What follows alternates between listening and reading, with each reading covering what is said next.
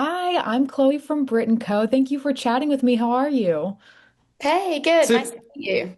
Super good. Thank you, Chloe. Yes, I am so excited to chat with y'all. Congratulations on this final season. This is so exciting for so many reasons. But to start, to just jump right in, I would love to hear from both of you if either for this final season or over the last few years, if there's a particular scene that you brought to life that you feel really proud of as you look back on this journey. Ooh. Mm. Good. Whoa. We've got 4 minutes, so we're going to think quick. Yeah, I know. I Um, just thought that. Yes, I do feel like I think it's episode 4 or 5. I think Rachel and Ian's kind of journey comes to its kind of conclusion. Like a lot of big arcs are kind of solved, and there's a lot of scenes in that episode that I think I'm really, really proud of because I think we did our characters justice and like their journey and what they've been on. I think we really kind of like pulled many strings together. So I feel like that's spoilers, but I feel like that's episode especially I'm like really proud of this season. I think for me, it has to be season four or the end of season three. Sorry, end of season three. Nope, four. Start. It was a while ago, but it was young Ian running the gauntlet, and I think that scene really sticks with the fans as well. It was very special that moment. Yes.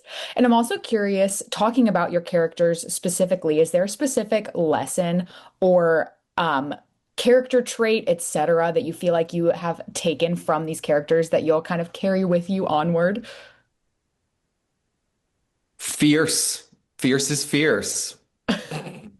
Turn up looking good each day. Make Yeah, sure your hair's braided. Yeah. Yeah. absolutely. Yeah. Well, John, I feel like you've been with your character so much longer than me that like the two of you are, like it's hard to tell where you begin and end, especially when he's in costume. Like sometimes he'll be saying things and I'm like, is that John or is that Ian? Who am I Because talking we've to? been We together for so long. yeah. Yeah, we are one now, and I actually can just like sort of use him whenever I need to in day-to-day life. Absolutely. I'll just like step into his voice and his posture, and suddenly everyone's like, "Oh my God, are you straight?" So it's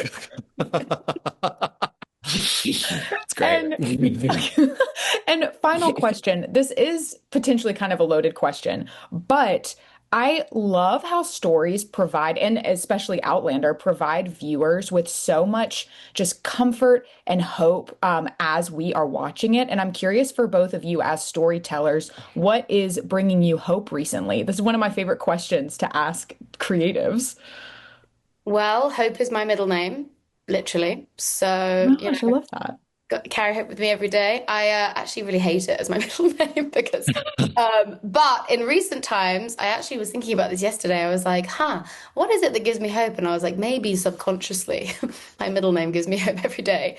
But other than that, I would say my friends and like getting to hang out with my friends and like seeing how much like kindness there is in the world through the people that I love.